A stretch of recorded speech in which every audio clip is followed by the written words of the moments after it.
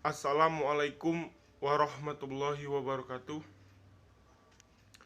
Perkenalkan, nama saya Vigo Ardiansah dengan NIM 0503 1282025057.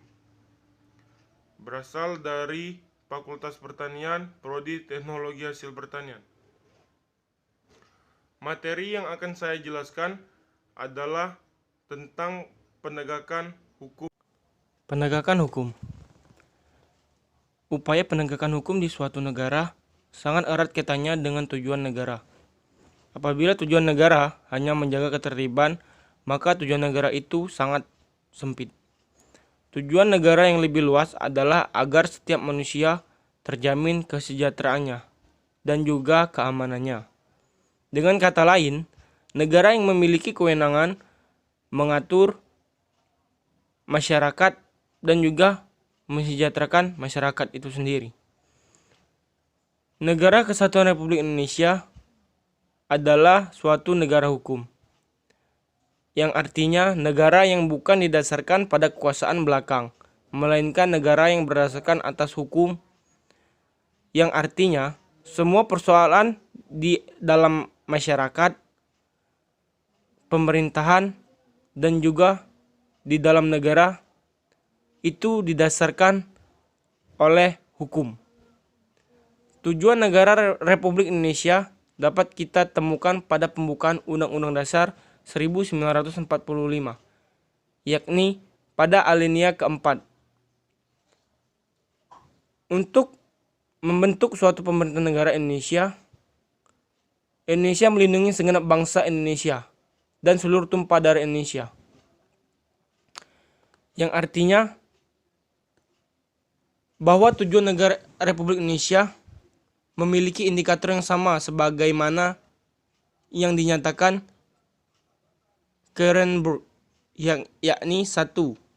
Melindungi segenap bangsa Indonesia dan seluruh tumpah darah Indonesia. 2. Memajukan kesejahteraan umum. Dan 3. Mencerdaskan kehidupan bangsa.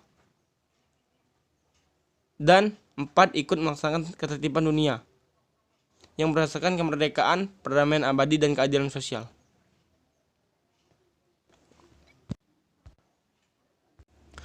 Mengapa di suatu negara diperlukan penegakan hukum yang berkeadilan? Dan juga mengapa banyak oknum aparatur negara yang belum baik dan terpuji? Mengapa terjadi konflik kekerasan sosial yang bernuansa sara? Dan juga mengapa masih saja terdapat warga negara yang tidak patuh akan kewajibannya sebagai warga negara itu sendiri? Pertanyaan-pertanyaan yang sering kita dengar merupakan contoh penegakan hukum di Indonesia. Penegakan hukum di Indonesia sering juga disebut bagaikan pisau yang tajam ke bawah dan tapi tumpul ke atas. Karena di Indonesia sendiri sering terjadi suatu yang sangat tidak adil. Agar negara dapat melaksanakan tugas dalam bidang ketertiban dan juga perlindungan warga negara, maka disusunlah suatu peraturan yang disebut peraturan hukum. Peraturan hukum yang mengatur hubungan antara manusia yang satu dengan manusia lainnya. Di samping mengatur hubungan manusia atau warga negara dengan negara, serta mengatur organ-organ negara dalam menjalankan pemerintahan negara, ada dua pembagian besar hukum. Yang pertama yaitu hukum privat, ialah hukum yang mengatur hubungan antar manusia, individu yang menyangkut kepentingan pribadi. Misalnya masalah jual beli, sewa menyewa, pembagian waris. Kedua, hukum publik, ialah hukum yang mengatur hubungan antara negara dengan organ negara atau hubungan negara dengan perseorangan yang menyangkut kepentingan umum. Hukum bertujuan untuk mengatur kehidupan dan ketertiban masyarakat. Untuk mewujudkan masyarakat yang tertib, maka harus hukum dilaksanakan atau ditegakkan secara konsekuen. Apa yang tertera dalam peraturan hukum seharusnya dapat terwujud dalam pelaksanaannya di masyarakat. Dalam hal ini, penegakan hukum pada dasarnya bertujuan untuk meningkatkan ketertiban dan kepastian hukum dalam masyarakat itu sendiri, sehingga masyarakat merasa memperoleh perlindungan akan hak-haknya dengan sangat sempurna. Keadilan merupakan unsur yang harus diperhatikan dalam penegakan hukum, yang artinya bahwa dalam pelaksanaan hukum, para aparat penegakan hukum harus bersikap adil. Pelaksanaan hukum yang tidak adil akan mengakibatkan keresahan masyarakat, sehingga wibawa hukum dan aparatnya akan luntur di masyarakat. Apabila masyarakat tidak peduli terhadap hukum, maka ketertiban dan ketentraman masyarakat akan terancam, yang pada akhirnya akan mengganggu stabilitas nasional. Dan itu sangat sering terjadi di Indonesia. Hukum juga harus sangat bermanfaat bagi masyarakat.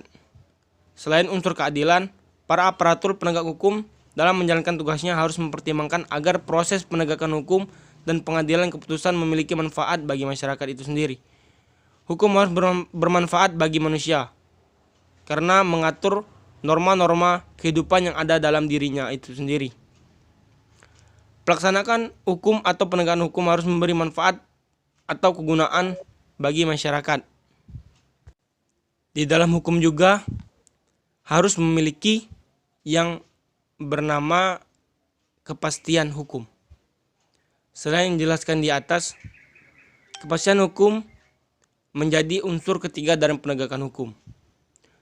Artinya, penegakan hukum pada hakikatnya adalah perlindungan hukum terhadap tindakan sewenang-wenang. Adanya kepastian hukum memungkinkan seorang akan dapat memperoleh sesuatu yang diharapkan. Misalnya, seseorang yang melanggar hukum akan dituntut pertanggungjawaban atas perbuatannya itu melalui proses pengadilan. Dan apabila terbukti bersalah, akan dihukum. Oleh karena itu, adanya kepastian hukum sangat penting. Orang tidak akan mengetahui apa yang harus diperbuat bila tanpa kepastian hukum, sehingga akhirnya akan timbul keresahan yang terjadi. Dalam upaya mewujudkan sistem hukum nasional yang bersumber pada Pancasila dan Undang-Undang Dasar Negara Republik Indonesia tahun 1945, bukan hanya diperlukan pembaharuan materi hukum, tetapi yang lebih penting yaitu pembinaan aparatur hukumnya itu sendiri sebagai pelaksanaan dan juga penegak hukum di negara Indonesia. Karena sering sekali kita mendengar bahwa pemerintahan Indonesia itu banyak sebagian sangat tidak relevan dalam penegakan hukum atau tidak adil dalam melakukan penegakan hukum itu sendiri.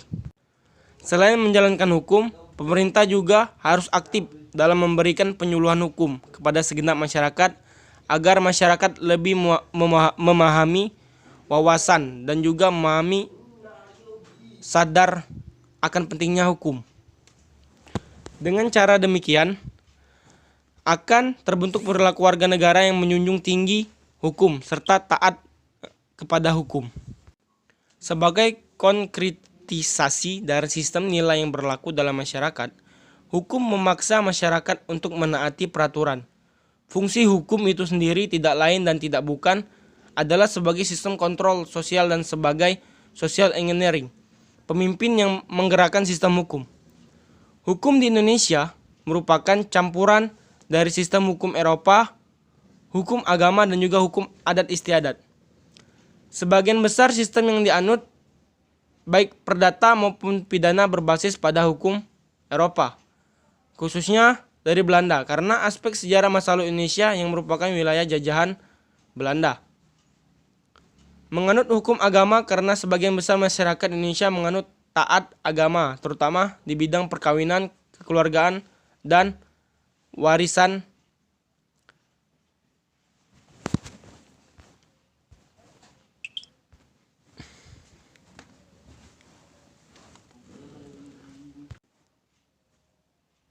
Selain itu, di Indonesia yang juga berlaku sistem hukum adat istiadat yang diserat dalam perundang-undangan yang merupakan penerusan dari aturan-aturan setempat dari masyarakat dan budaya-budaya yang ada di wilayah Nusantara.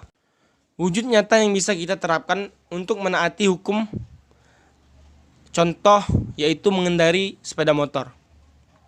dalam mengendarai sepeda motor, kita alangkah baiknya menggunakan helm SNI agar jika terjadi kecelakaan, organ fatal kita yaitu kepala tidak akan mengalami hal-hal yang tidak kita inginkan. Yang kedua yaitu mematuhi rambu-rambu lalu lintas. Dan yang ketiga, membayar pajak pada waktu yang tepat.